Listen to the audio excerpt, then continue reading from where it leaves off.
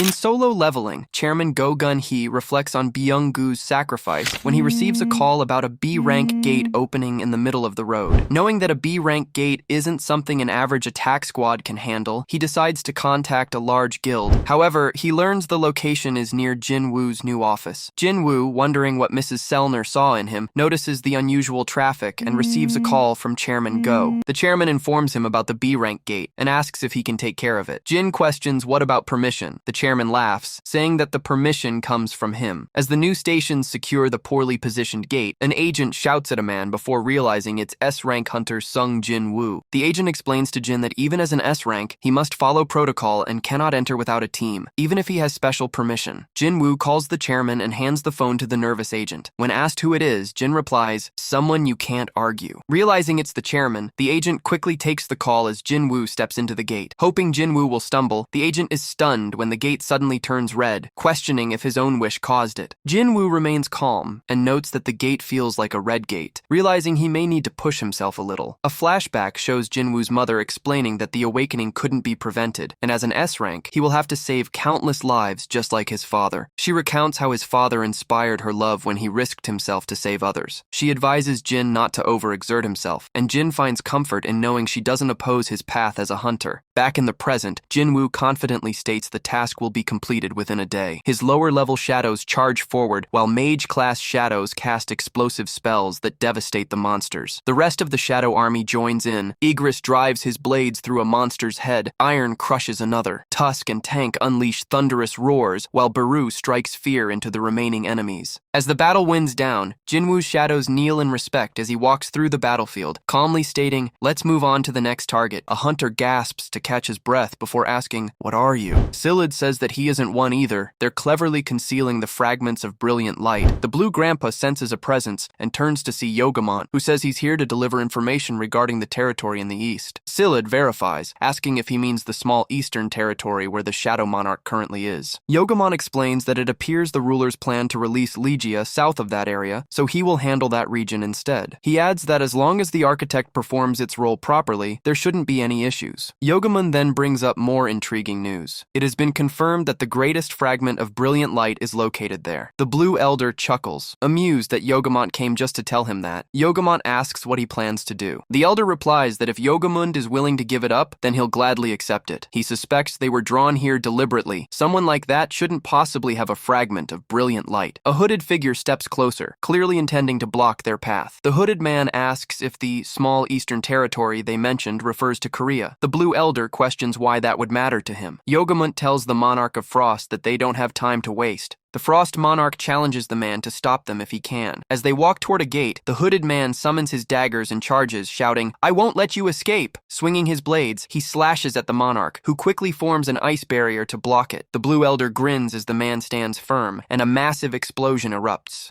Back inside the red gate, a monster asks if Jin is the one who has been slaughtering all of his brothers, calling him impressive for reaching this far and for being able to speak their language. He shouts that this is the end, yelling for his comrades to come out of hiding, but nobody comes forward. The boss freezes in confusion. Jin laughs, saying that's funny, and commands his shadow army to come forth. Suddenly, the boss is struck in the head by an object. He catches the object and opens his hand. It's a severed head thrown by Beru. Before Jin even gives the order to kill, his shadows launch forward, ripping through the tribal monsters. Jin calmly walks toward the boss. Two guards rush to intercept him, but Tank effortlessly swipes them out of the way. The boss screams, and in that instant, Beru and Igris attack simultaneously. Beru tears off the monster's arm, and Igris slices his leg clean, dropping him to the ground. Tusk chants the Hymn of Giants and unleashes gravitational magic, smashing the boss into the earth. Jin approaches and says, "Answer my questions. It'll hurt less if you cooperate." But Jin learns nothing, concluding that the system is interfering again. Reaching into his inventory, he says it's fine. He'll learn anyway. Jin pulls out the key he acquired from the magic box. Now that he has reached level 100, part of the key's information has been revealed. During the Jeju Island Raid, Jin discovered the key's name and purpose. It grants access to the Kartanon Temple, which will be disclosed after after a set period. Jinwoo says he could never forget the Cartonon Temple, no matter how hard he tried. He thinks back to the double dungeon as he stands in front of the system screens. It's calling him back to where everything began. But this time things are different. If all of this was planned from the start, if it's waiting for him to return, then in that case, wait for me. Someone knocks on the door of Jinwoo's office. Jin-ho opens, and a voice asks if this is Sung Jinwoo's guild office. Jin-ho confirms, but as he peeks to see, he freezes after seeing S-rank hunter Cha Hae-In standing there. Jinwoo asks why she's at his office, and she calmly says she wants to join his guild. After sitting down, Jin asks her to repeat it, and she confirms that she wants to join. Jinwoo can't understand and wonders if the chairman forced her or if Choi Jong-in kicked her out of his guild. She says no. Jinwoo then asks why she would want to join their solo player guild. Disgusted, Cha questions the name, and Jinwoo says that's the name they agreed on. But Jin-ho jumps in, surprised the name was already decided, and brings up his ideas again. Jinwoo replies that the vice guild master didn't object, so he assumed he agreed. Jin-ho tries to calm himself down, thinking he's losing focus because of the situation. Jinwoo realizes, judging by her expression, that Cha is trying to act composed, but she can't fool him. He asks why she is going through all of this to join their solo play guild, mentioning it hasn't even been 2 years since her awakening, and asks if she is still under contract with the Hunters Association. She responds that she has enough money to pay the penalty for breaking the contract. Jinwoo notes that she's even willing to pay to join, and tells her that his guild doesn't have the budget to pay someone of her level, but she says she doesn't need a signing bonus. The guild master asks why she's going this far when joining his guild won't benefit her. Cha thinks about how to explain it, realizing he'd think she was insane if she spoke honestly. First, she was drawn to his scent, pulled by curiosity, even when she resisted thinking about him. To her, he became the only light in a dark world. Trying to speak, she melts down right in front of him, leaving Jinwoo wondering what she's hiding. He asks why she can't just answer, and seeing her blush confirms she's hiding something. He asks again if she'll answer, and she blurts out that she wants to live comfortably. Jinwoo thinks that Cha is only around 22 or 23 years old, and that carrying the weight of an S-rank hunter must be exhausting. Jinwoo says it's a new rule, and that the vice guild master must have forgotten to mention it. He then tells Jin-ho to get drinks and snacks for their guest. Cha asks what kind of test it is. Jinwoo tells her she must defeat a summon of his choice. Cha questions if his evaluation of her is really that low and demands to know which summon. Jinwoo replies, "For you, Hunter Cha, I'll choose the strongest." After Hunter Cha declares she wants to join Jinwoo's guild, she asks when they can proceed with the entrance test. Jin suggests they can do it immediately at the association's gymnasium. At this moment, he considers testing whether his shadow exchange skill can transport 2 people. As Cha prepares to walk out the door, Jinwoo stops her, saying there's an easier way to get there, but they'll need to stay close together. The Rizzler wraps his arm around the flustered hunter and uses shadow exchange. The lights flick on in the gymnasium as Rizwoo and Hunter Cha arrive. Cha is stunned by the teleportation. Jinwoo thinks to himself, I was right. Realizing shadow exchange works like a gate, his location becomes the entrance, and his shadow becomes the exit. Jinwoo says, let's begin, but Mommy Cha suddenly remembers she forgot her weapon. Jin teases, pickaxe. Completely embarrassed, she blushes, remembering that was the first weapon he ever saw her use. Cha tells him that's not her weapon, and he laughs, saying he was just kidding. Still shy, she says there should be a decent weapon available. After unlocking the storage room with her card, she mentions the weapons aren't the best, more suitable for sparring. I'm ready, she says, walking out with a sword. Jinwoo asks if she's okay with it, noting it's not her usual sword and might not be ideal. She responds that it doesn't matter what weapon she uses, because monsters don't fight on equal terms anyway. Jinwoo agrees, thinking that if he summoned an ordinary soldier, they'd be destroyed in seconds. He then summons Igris, saying he's the most skilled swordsman among his shadows. Cha asks how the match will be decided. Jin tells her they'll fight until she can destroy his summon or she surrenders. Though he promised Hunter Cha he'd use his strongest summon, he thinks fighting Beru would be too much. Mommy Cha prepares for battle when Jin suddenly remembers she said weapons don't matter and asks if Cha can turn around while he discusses something with a confused Igris. This is when he grants Igris the S-rank Demon King's longsword. Igris walks towards Mommy Cha and slashes, sending a storm of white lightning towards her. However, she dodges with ease. Jinwoo observes her speed, noting that a normal person would have died even if they were just grazed. Mommy Cha's sword collides with Igris's, sparks flying as their blades clash. At that moment, Chairman Go notices that the gym lights are on. Strange, there shouldn't be any reservations today. He calls his assistant and asks to have the gymnasium's camera feed displayed in his office. As the footage shows Jinwoo and Hunter Cha entering the gym, he raises an eyebrow. When did those two start meeting? He recalls the Jeju Raid and thinks he's been slow to catch on. Realizing what's happening, he instructs his assistant to turn off all the cameras in the gymnasium and write it as inspection day. Back in the gym, Jinwoo was shocked as Igris lies defeated. Hunter Cha asks, the Black Knight was really his strongest summon? Didn't you say you'd call out your strongest summon? Please summon him. Jinwoo looks at her with concern as he warns, you might get hurt. Cha responds with determination, it's fine. I wanted to fight him again. Surprised, Jinwoo questions, you knew? Cha tells him she saw it in person and on the videos. In this moment, Jinwoo calls forth Beru. Cha grows increasingly nervous as Beru's shadow rises. Jinwoo asks again, will you really be okay? After Jin summons Beru, we learn that shadow soldiers are weaker than when they were alive. However, Beru was specifically born to be a weapon for eliminating hunters. If they properly fight, Mami Cha's odds aren't looking good. Beru asks what Jinwoo wants him to do with Hunter Cha, and he tells the ant to defeat her without harming her. Beru unleashes a piercing screech, shattering every window in the gym. Mami Cha nervously wonders how Jin ever managed to fight this creature. Beru extends his claws, but Jin quickly steps in and tells him to put those away. I won't forgive you if you hurt her. Beru retracts his claws and Mami Cha spots a moment to strike, yet Beru almost instantly appears behind her again. She whips around, slashing her sword and saying, do you think I'm falling for the same trick twice? But Beru grabs her blade and flicks it aside, thinking I have only one order, defeat the opponent without injuring her. Knowing he must crush her morale by showing an overwhelming gap in strength, he prepares to act. Mami Cha thrusts her weapon toward Beru, but he dodges effortlessly. She aims another strike, and he avoids that one as well. Not yet, she thinks, and swings again. Beru simply bends backward like he's playing limbo, astonishing Cha as he evades every attack without lifting his feet from the floor. He then closes the distance, roaring right in Cha's face and forcing her backward with nothing but his overwhelming presence. Jinwoo comments that the outcome is already clear. Are you satisfied now? But Cha replies, I can continue. This confuses Jin, who questions why she's pushing herself so hard, assuming she would give up once she saw the massive power gap. Beru stands apart from the rest of the shadows. Despite his intelligence, his core nature is that of a killing machine. Rage stirs inside Beru, as any living being can sense with just a glance whether it is prey or predator. Yet Mami Cha refuses to back down. Beru lunges at her, claws swiping, but she narrowly avoids him, sliding aside as he digs his claws into the wall and prepares another assault. Hunter Cha activates her skill, Sword Dance. After Mami Cha barely dodges Beru's claws, she uses her skill Sword Dance, slashing her sword, but Beru grabs it, shattering the blade. However, in this moment, Cha thinks to herself that this is her one chance, and she can only use it once, but that's all she needs. This is when she uses her skill Blade of Light and stabs the shadow soldier. But something feels off as Jinwoo shouts, no, because right then, an old command awakens inside Beru's mind, rising again like pure instinct. He cannot resist it. Eliminate the enemy. Beru raises his claws to strike Mami Cha as Jin cries out for him to stop, the blades closing in fast. Suddenly, a loud crash echoes as it's revealed that Jinwoo grabbed Beru's arm just in time, astonishing Cha as he steps on one hand. He scolds the ant, saying he told him to stop. Beru quickly retreats while Jin checks if Hunter Cha is unharmed. The ant kneels, begging for forgiveness as the Shadow Monarch exhales in frustration. Jin then asks Cha why she's pushing herself so extremely just to enter the guild. She looks away as he reminds her it's only an entrance exam for a guild without even a proper name yet. There's no need to risk her life. Why is she going to such lengths? She stares down at the floor, and Jin wonders if she's going to stay silent again. What could it be? Perhaps are you interested in me? Cha freezes for a moment before realizing what he implied. She quietly admits, yes, I think so. After Beru drives his arm straight into the Archlich's chest, the monster collapses and crashes into the ground. Beru pulls the orb from its body and crushes it, turning the creature into mist. In that instant, every undead soul evaporates, their bodies dropping lifeless to the floor. The hunters stare in disbelief, stunned that the Archlich went down in a single strike, and that all the undead have fallen with it. Beru screeches, and Jongsu admits he knew the creature was powerful, but this level of strength is unreal. Yuntai remarks that with summons like these, Jinwoo doesn't even need to step into a dungeon. He could clear everything by sending them in alone. Jongsu adds that controlling so many summons must drain an enormous amount of magical energy, so Jin probably can't deploy all of them at once. But even half the force they witnessed would still surpass the strength of any major guild in South Korea. Yuntai suggests pushing for a merge between their guild and Jinwoo's, but Jongsu corrects him sharply, calling it an alliance. A new guild created by the strongest hunter and one of the nation's 5 major guilds? An alliance like that sounds impressive. Yuntai wonders if they truly intend to go through with it, since Jin clearly doesn't need their help. Jongsu explains that Jin can't bypass guild rules just because of who he is. Yuntai questions this, and the guildmaster clarifies that even if Jin's summons can solo dungeons, he still needs to meet the minimum headcount for a raid team. The swordsman nods, realizing they'll become the support force, while Hunter Sung provides the true manpower, though it might feel like leeching off him. Jongsu assures him that they'll be providing support, not taking advantage. On a sad day in solo leveling, association members close off the area while EMTs get to work, and a woman pushes through the crowd saying she needs to see his son with her own eyes. She breaks down the moment she sees her child's lifeless body. Someone asks if any survivors remain, and the hunter inside confirms there are none. While this As chaos unfolds, Chairman Go Gun-hee sits in a car and reports that the 213 students who escaped at the start are all safe, but only 10 more were rescued. Everyone else who failed to escape is gone. He hands his phone to Jinwoo and says this entire accident could have been predicted and prevented. The phone shows a sharp rise in gate activity across Seoul over the last 6 months, along with global numbers showing the same trend. Gates are appearing more often everywhere, yet at the same time more people are getting tested for their awakened ranking, and as more monsters appear, more hunters are rising to match them, like the world is trying to keep a strange balance. Jin feels something is beginning to shift. Jin then asks what the chairman wanted to talk about, and Go Gun-hee gives him official documents from nations trying to contact Hunter Sung Jinwoo. He is certain that some have already reached out unofficially. He says the association has no right to block anyone and can only protect Jin's personal information if he wishes, but he fears South Korea will not be able to keep up with the coming changes if Jin ever chooses to leave. They reach the hospital where Jin's sister is resting. As Jin steps out, the chairman calls to him and says they will provide anything within their power if he agrees to stay in South Korea.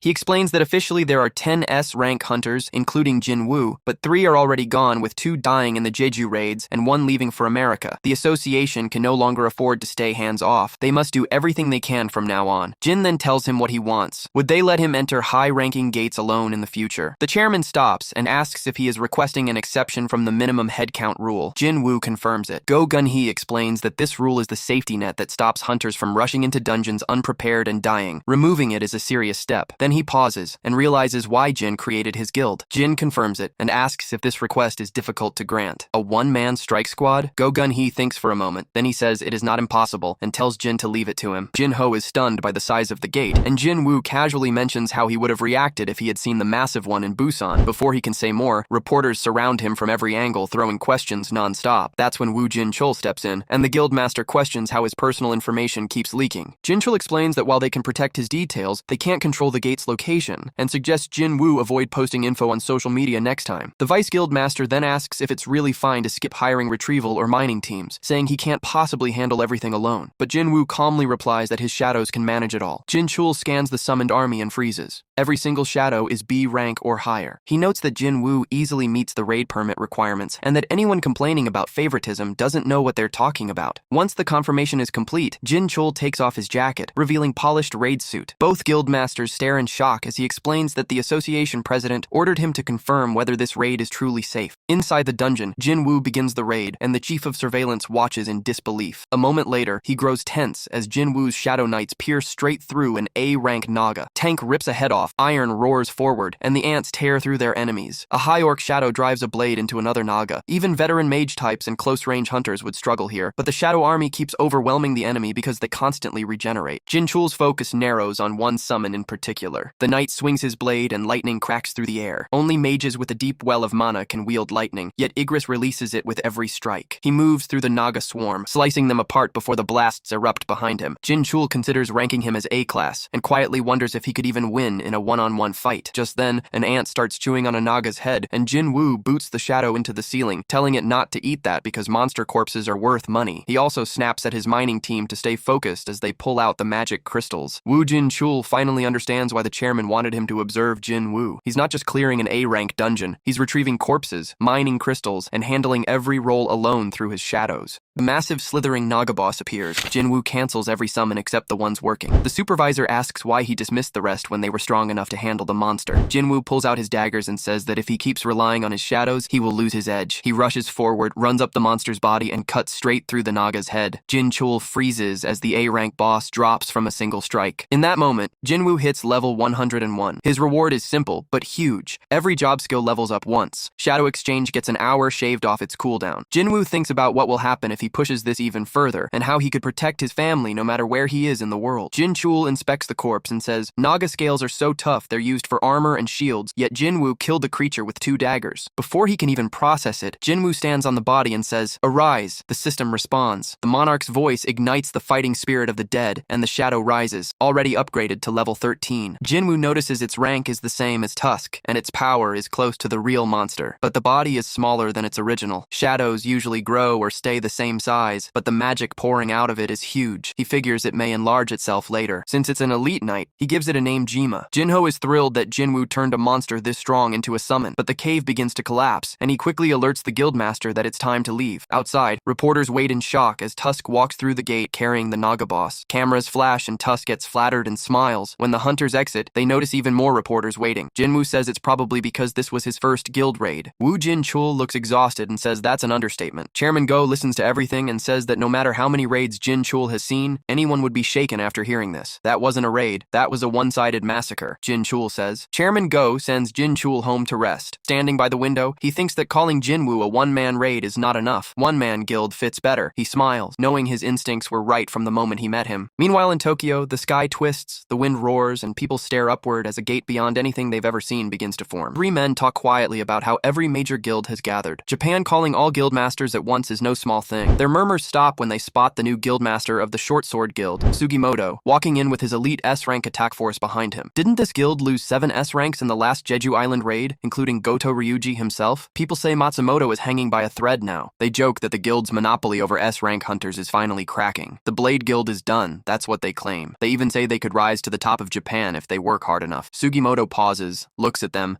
and the men instantly shut up and walk away. Minoru grumbles that these guys were never this bold when Goto was alive. Kanai explains that the Black Hole Guild and the Snowy Mountains Guild are planning to merge, giving them 4 S-rank hunters, the same number as Blade Guild. Sugimoto laughs at the idea of them becoming the top guild through a simple merger. What power do they even have? Weak remains weak. A man suddenly slams the table. Why is the Hunter Association silent when an S-rank gate just opened in the middle of Tokyo? Matsumoto answers with a heavy truth. S-rank hunters can't clear an S-rank dungeon on their own, not unless they bring in national-level hunters. Another man tells Chong Li to stop asking obvious questions. After seeing the Jeju raid, the outcome should be clear to anyone. Someone asks if there's a plan. What about hiring Thomas Andre? But another guy scoffs. Does Japan even have the money to bring in someone like Thomas? Chong Li wonders who in the world would even want to help clear an S-rank right now. That's when Sugimoto cuts in. There is one hunter willing to help if they pay him enough. Jin's excitement grows as he gets closer to level 102. He wonders what surprise awaits him now, because level 100 gave him the key to the Cartenon Temple, and level 101 boosted every job-specific skill he had. As he parks his car, he thinks about Jin Ho and whether he's managing everything alone, because hiring an employee would make the workload way easier. Right then, Jin and Mami Cha spot each other at the same time. Cha instantly turns around to leave, but Jin almost teleports in front of her, asking why she came to the office if she planned to run away the moment she saw him. Mami Cha simply points toward her car. That's when the insidious Rizzler realizes she couldn't drive here on her own. Last time they used Shadow Exchange. She takes a breath and asks if Jin can spare a moment. Her mind is full of questions about the new employee, but she swallows all of it and instead shocks Jin by revealing that Byung-gu asked her to deliver a message. Jin stops her mid-sentence and guides her inside the office. Cha quietly asks if anyone else is in the building. Jin explains the vice master stayed behind at the dungeon. The idea of being alone with him makes her tense up, but Jin stays focused. He asks how Byung-gu even managed to leave her a message. Cha remembers the moment she fell into the abyss. In that darkness, she heard a voice. A dark figure grabbed her and told her Jin needs to be careful with his power. He warned her that something dragged him out of eternal darkness, but whatever came back wasn't fully him. It carried his will, his memories, and his loyalty, like a slave created only to serve Jinwoo. But what terrified him wasn't the control. It was the fact that he felt happy about it. He wanted to serve. Byung-gu said Jin's powers are too strong and overwhelming, and that Jin must understand this truth as well, because the real army of Hunter Sung is.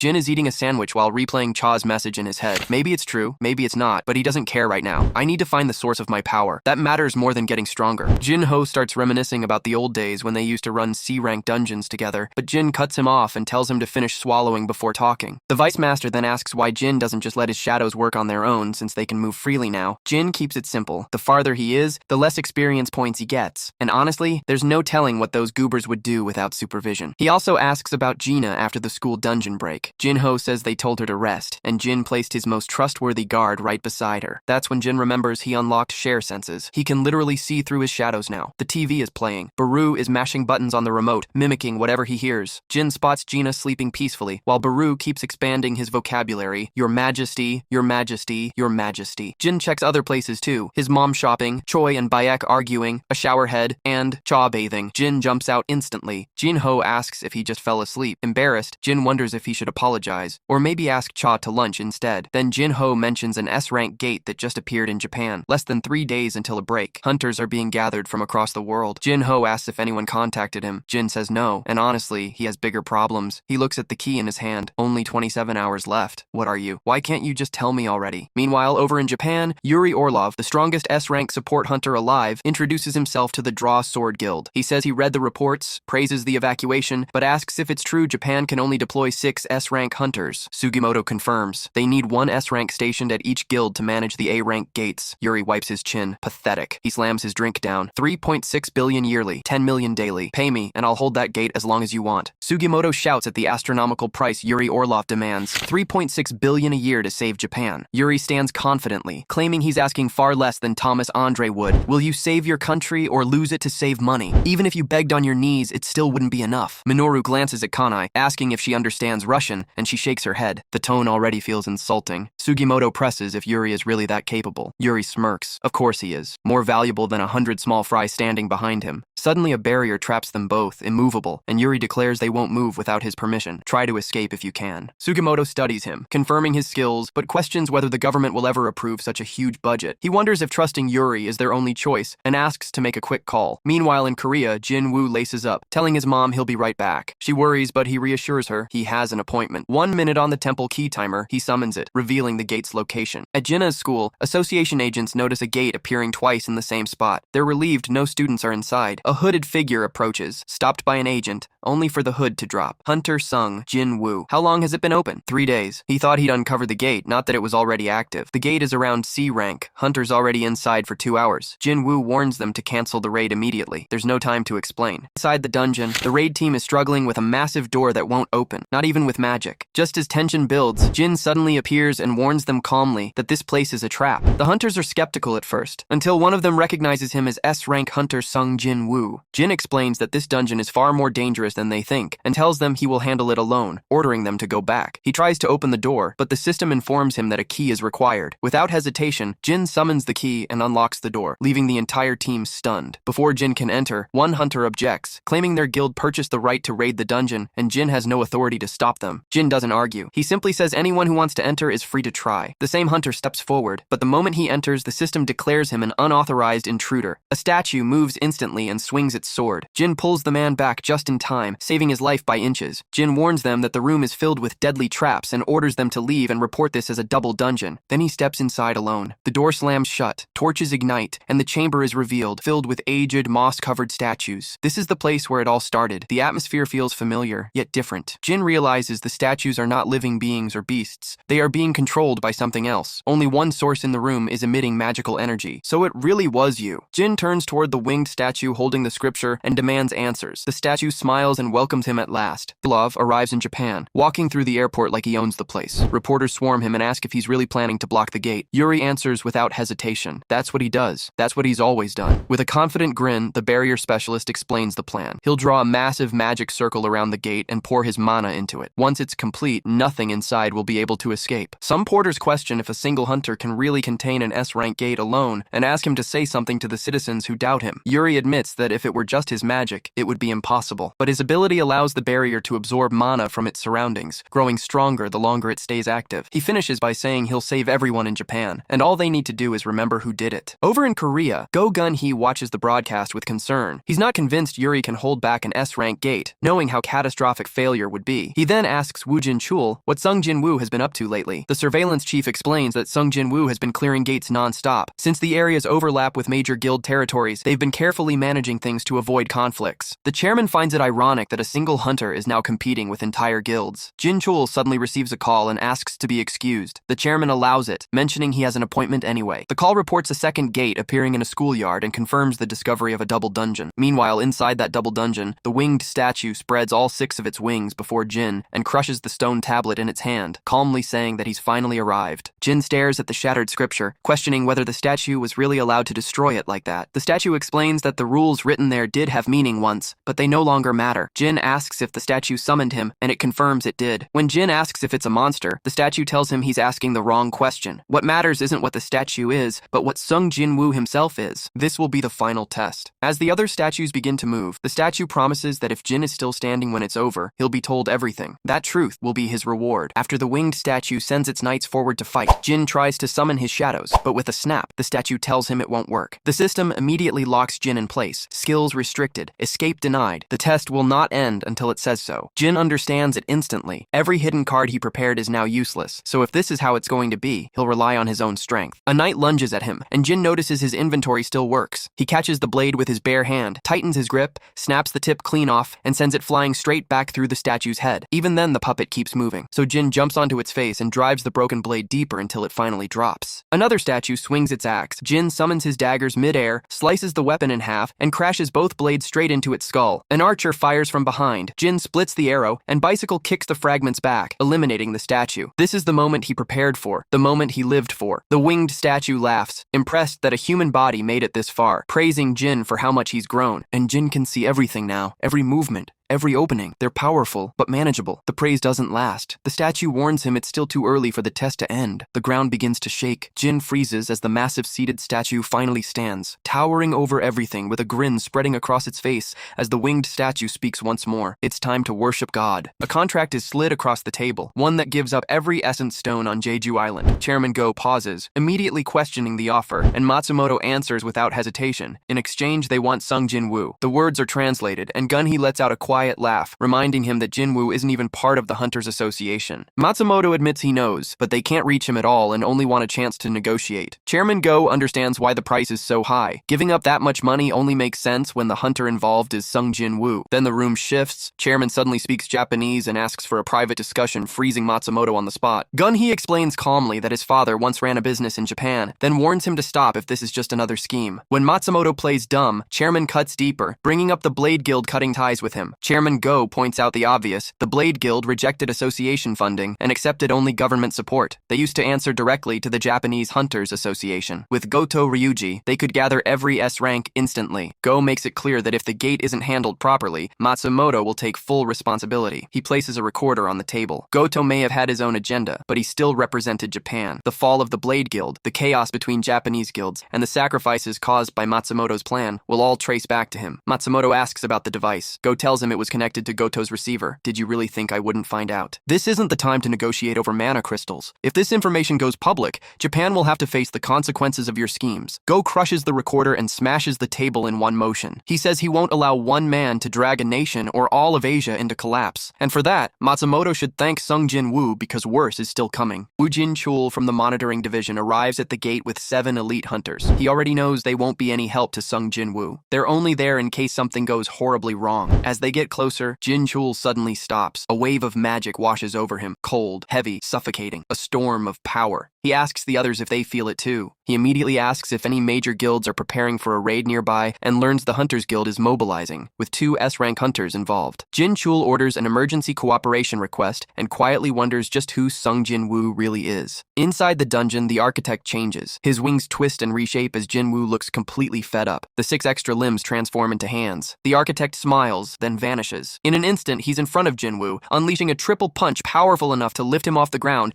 and slam him into the wall. Jin crashes hard, coughing blood, barely conscious. There's no pause. The architect attacks again. Jin barely dodges, but the statue predicts the movement and unleashes a brutal barrage, smiling as it connects, until it realizes something's off. Jinwoo is redirecting the blows, not blocking them. Their eyes meet, and the architect praises him. He then lands a clean hit to Jin's face, but Jin slides along the stone arm and drives his fist straight between the statue's eyes, sending the architect skidding backward. The being laughs, fascinated, admitting he never expected a human to be a worthy opponent. Interesting, he says, grinning. Jin stares back through blurred vision, realizing the architect summoned him the moment he hit level 100 because it believed it could win at that level. Jin demands answers. Why the system exists, why he was chosen, and what's happening to the world. The architect rushes him, asking if he really wants answers. Assuming Jin thinks killing the two-faced monster will stop them, Jin retreats, realizing close combat won't work, and activates Commander's authority. The architect calls it pointless, and activates the same power, forming a crushing barrier between them. Even ranged attacks are useless. The architect speaks calmly. It doesn't matter whether you kill me or not. The answers were decided decided long ago. From the moment the system was designed, this battle was inevitable, and that's when Jin understands. This fight was never meant to be fair. The architect tells Jinwoo that whether he lives or dies, the answers will be revealed. Jin asks how it was able to plan everything and grant him this kind of power. The architect explains it never chose Jinwoo. It only designed the player leveling system. The plan was perfect from the start. Jin realizes his time is almost gone, and there's no option left except a direct attack. The architect leaps into the air, inviting Jin to fight until his final second runs out. It crashes down, but Jin dodges. Attacks pour in from every direction, and in that moment, Jin feels it. His senses sharpen. Everything becomes clear. He reads every weapon, every movement. Jin slips past the club and slices into the architect's leg. He dodges again, cuts its cheek, and the monster freezes in disbelief. A human is avoiding its attacks with his own power. Jin doesn't stop. He overwhelms the rock monster and severs its arm. The architect is shaken. Even in a false body, a mere human is forcing it to struggle. That's why Jin was chosen. The architect screams in rage, furious that a human dares stand before him. As the clock ticks down, it reactivates its puppets one by one. Jin dashes forward, leaps into the air, and activates ruler's authority. He slams into the ground, unleashing a shockwave that blasts the statues back. He sprints through the chaos, dodging the god statue's punches as the fight reaches its peak. Two more arms fall, then a sword slash knocks him back. A shield knight strikes from behind. Jin turns, recognizing it from his first trial. Anger flashes. He jumps, drives his elbow down, and splits its head in half. In the same motion, he turns back and chops off the architect's remaining arms. The battlefield falls silent as the dust settles. 2 minutes and 11 seconds remain. The architect admits defeat. The architect points at him and says the test was never external. It was inside him. A system window appears asking whether he will accept, and the architect explains that everything stored in Jinwoo's memories can now be accessed, giving him a choice that will decide what comes next. After a brief moment of thought, Jinwoo accepts, and a blinding light immediately swallows everything. When he opens his eyes, he finds himself floating high above an unfamiliar world, looking down at an enormous army of monsters gathered below. The scene is confusing at first, until the monsters suddenly look toward the sky, forcing Jinwoo to do the same. Massive gates cover the heavens, and in that moment he realizes he is no longer on Earth. The monsters below resemble the same creatures humanity fights inside gates, and Jinwoo understands that if all of them ever emerged at once, humanity would have no chance of surviving. However, these monsters are not facing humans. As the gates shatter open, Jinwoo realizes they are fighting angels, and what unfolds is a full-scale war. The monsters combine their strength to resist the Silver Soldiers, and the battlefield is instantly filled with deafening clashes. Cries of victory quickly turn into screams as blood stains the ground, and despite the monsters' efforts, the Silver Soldiers prove overwhelmingly powerful, pushing them toward total annihilation. Just as defeat seems unavoidable, the Silver Soldiers suddenly begin to stop. A horse steps forward carrying a knight whose presence changes everything. Jinwoo immediately feels it, the territory of a monarch and the power of shadow extraction, leaving no doubt that the being before him is the Shadow Monarch. The monsters' sacrifices do not end in death, as their blood darkens and reshapes into power, creating an army of shadows on a scale Jinwoo cannot even compare himself to. Creatures rise from the brink of death and charge once more, as black shadows collide with silver armor across the battlefield. What was meant to be a one-sided massacre transforms into a true war. The Shadow Monarch tears through the Silver Soldiers and surges forward, using ruler's authority to crush angels with invisible force, a sight that shocks Jinwoo as he realizes the monarch wields the same telekinetic power he does. The Shadow Army continues its endless cycle of destruction and revival, steadily overwhelming the enemy, and wherever the Shadow Monarch moves, nothing survives in his wake. Jinwoo witnesses what appears to be the complete victory of the monsters and the Shadow Army, until the world around him suddenly collapses. The monitoring division arrives at the double dungeon alongside several top members of the Hunters Guild, and the moment they step closer, they're overwhelmed by the sheer amount of magical power pouring out of it. Cha Hae-In immediately notices something is wrong, realizing that the energy radiating from the dungeon doesn't belong to Jinwoo. Woo Jin-chul recalls Jinwoo once saying he wasn't the one who truly cleared the double dungeon before, making him question why Jinwoo would return here at all. When the hunters open the massive door, they're stunned by the sight inside. The statues are still there exactly as they were,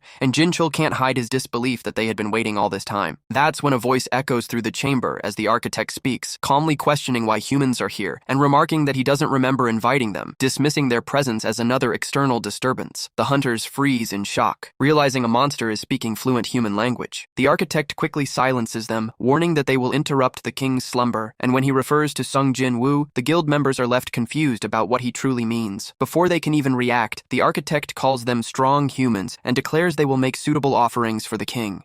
In the Monster Land, demon clans march beneath their banners toward the Shadow Monarch, joined by massive beasts and lesser demons as an entire demon army prepares to face him. But that clash is set aside as the focus snaps back to the dungeon. Inside, healers rush to tend the wounded while Choi Jong-in orders everyone to gather their strength and move the injured to the rear. The knights advance, and the false god begins to rise as the architect announces that the hunters will be allowed to witness the king's rebirth, but only if they can destroy his puppets and survive long enough. A warning is shouted just as the false god unleashes its deadly beams, forcing the hunters to scatter, while one of the strongest among them dodges and fires back, striking the statue directly and commanding the others to focus on the knights while he is distracted. Jinchul charges in and lands a fully powered punch on one of the statues, only to realize it does absolutely nothing, forcing him to retreat as Choi blinds the enemy with flames and warns everyone that the statues possess abnormal physical resistance. As the smoke clears, even magical resistance comes into question, and their attacks continue to fail. Ki-hoon reports that his taunting has no effect, and Cha confirms her psychokinesis isn't working either, pushing Choi into a moment of panic before he realizes there's only one option left. They have to wake Jinwoo. With no other choice, Choi launches a fireball toward Jinwoo, hoping the impact will snap him awake. But before it can land, the architect intercepts it and immediately counterattacks. Members of the surveillance team jump in, barely managing to push the architect back, giving them a brief opening. Jinchul shouts for Cha to handle Jinwoo while they hold the line, and as she rushes toward him, the fate of everyone inside the double dungeon hangs on whether the Shadow Monarch will awaken in time. As the hunters struggle to survive inside the double dungeon, Sung Jinwoo spectates an entirely different battlefield where reborn shadow monsters are fighting the demon clan. Even at his current level, Jinwoo can tell that the magic flooding this place would have killed him, with shadow soldiers being torn apart and regenerating endlessly. The demon clan and the beasts pouring out of the two gates slaughter the shadows without hesitation, and that's when Jinwoo realizes something is wrong. If this were a war between monsters and shadows, there would be no reason for them to fight like this. The shadow army was never on the monster side, meaning this isn't an external war but an internal one. As demon corpses pile up across the battlefield, the Shadow Monarch approaches a weakened demon leader and states that the fighting could have ended today, demanding to know why he was betrayed. The demon laughs and claims it was a waste, saying he could have killed the monarch. When asked again, the demon only repeats a single word over and over, Wingdings laughing as he does. The Shadow Monarch lifts him by the throat and crushes it without hesitation, but the moment the demon dies, something feels off. The monarch freezes, staring at the demon's eyes, realizing he's seen them before. He looks down at his own hands, at his armor, and the truth hits. The Shadow Monarch is Sung Jinwoo. His chest armor crumbles as he touches his heart, revealing a second glowing purple core beating inside him, a second heart. Before he can process it, Jinwoo senses a presence behind him and turns to see the silver soldiers watching from the air. With that, the recalled data ends, and we return to the double dungeon. The architect finally admits humans are entertaining until they're dead. He taunts Cha Hae-In, daring her to break out of the path he designed for her. She answers with her sword dance, moving with the kind of speed and precision that makes even the architect smile. The clash of their blades turns into a brutal duel, and for a moment it looks like she might actually push past his plan. But he counters with a devastating strike, a deep flash that shatters her shoulder and leaves it useless. He sneers, calling humans predictable. In the end, he says, everyone follows the design. The statue backs him up, but he counters with a devastating strike, can predict and a deep flash that shatters her shoulder and leaves it useless, hitting the architect in the face with magic. Calling humans that their only chance is to wake Sung Jinwoo. In the end, he says, she seizes the moment everyone follows the design. The architect intercepts instantly. The statue jumps back, explaining that the architect's system can predict and respond to any outcome linked to her. The fact that the king assigned a soldier to her makes him uneasy. He demands to know how they found the place and what is their connection. Hitting the architect in the face with magic. They're Jin's friends. He shouts that their only chance is to wake Sung Jinwoo. The architect questions the king's plan, but he's curious enough to give her a chance. He announces that today, one of the great monarchs will descend into this world. He'll let her see it happen. But everyone else? They die where they stand. And then a voice cuts in. According to whom? Suddenly Jinwoo appears. He shatters the architect's jaw in one hit, then demands to know what the architect did to his body. Jinwoo doesn't just knock him down. He reads the architect's body like it's nothing, and sends him crashing to the ground. The architect snarls, calling Jinwoo not the king, and still tries to keep his arrogance, even after getting wrecked. He wonders how Jinwoo could stand there like that, like he belongs there, like he's the one in charge. Jinwoo feels the magic in the air and realizes something. That power, it's coming from the Black Heart. The system confirms it. The power recognizes him for remembering how to defeat the Demon King. Jinwoo gets the effect Black Heart, and the system rewards him with 100,000 mana. And just like that, the architect's design is already slipping. The rules are breaking. The story is changing. After Jinwoo's punch sends the architect crashing into the ground, he immediately notices the panic in the statue's reaction and realizes the architect never intended for him to unlock the Black Heart's power, or become this strong. Jinwoo demands to know why the architect opposed him being chosen as a player, what a player actually is, and what the architect's true intentions were since the data recall didn't provide all the answers he needed. The architect only responds in disbelief, screaming that Jinwoo is the Shadow Monarch and warning him that the other monarchs will not sit quietly. Ignoring the architect's ramblings, Jinwoo summons his daggers and tells the statue to simply answer the questions he asked. The architect states that the situation wasn't supposed to turn out this way and claims he finally understands why Jinwoo was chosen, while the other hunters nearby grow weary as the previously still statues begin to move. The architect warns that if he dies, no one will be able to stop his puppets, but Jinwoo counters by asking what would happen if he simply killed the architect and then killed the puppets afterward. When the architect suggests that killing the creator of the system would mean Jinwoo returns to being an E-rank hunter, Jinwoo explains that he has already thought about that and believes the system won't fall apart even if its creator disappears. The architect tries to scream that he will destroy everything, but he is shocked to find that the system is actually blocking his own access to the controls. Jinwoo explains that he previously planned to devour the system and use it for himself, noting that the architect's design clearly had flaws. As Jinwoo carves up the statue, the architect mentions a prophecy about an inevitable death waiting for him when the pillars of fire are built, to which Jinwoo calmly agrees. The Bravery Guild waits outside the gate, growing more uneasy with every passing moment. The Hunters Guild finally emerges, and the mood shifts instantly. These are elite hunters, yet they look shattered, exhausted, and bloodied. They are carrying bodies that should never have fallen inside a single S-rank raid. The Bravery Guild stands frozen, trying to understand what could have happened inside a C-rank gate to hunters who were supposed to be untouchable. Jinwoo's thoughts drift back to the architect, the system, the unanswered questions, the reason he was chosen, and why every truth keeps stopping just short of clarity. Jin Chul admits that if this had turned into a dungeon break, the damage would have been irreversible. Over 20 top-level hunters are dead. He questions why Jinwoo tried to stop it alone. Jinwoo answers without pride. He survived only because of the Hunters Guild and the Monitoring Division. The Chief of Surveillance presses Jinwoo about how he found the double dungeon. Jinwoo answers calmly. The dungeon summoned him there. He explains the message only visible inside his head. There is no hesitation in his voice. The chief asks if he is all right. Cha asks the same. Jinwoo says he is fine. Then his body gives out. He collapses on the spot, because even a monarch still bleeds, and even overwhelming power has limits. A massive fleet of trucks begins dumping loads of magic crystals across the streets of Tokyo to provide the fuel necessary for the barrier. Yuri Orlov watches the process and notes that 200,000 tons of mana crystals should be more than enough to power the magic circle he intends to use. He explains to the nearby agents that he will first cast a magic barrier circle around the rank S gate and then supplement it with the power from these crystals until the circle can eventually begin gathering its own magical energy. Despite his preparations, Yuri senses something unusual and clarifies to a questioning agent that while the circle is fine, he feels a presence lingering nearby. He shouts out into the emptiness to demand who is there, while an agent doubts anyone would be brave enough to stay on the streets with a dungeon break imminent. Yuri clarifies that he never specifically said it was a person on a rooftop, and it is revealed that Sung Il-hwan is watching from a distance. The man who once fought the Frost Monarch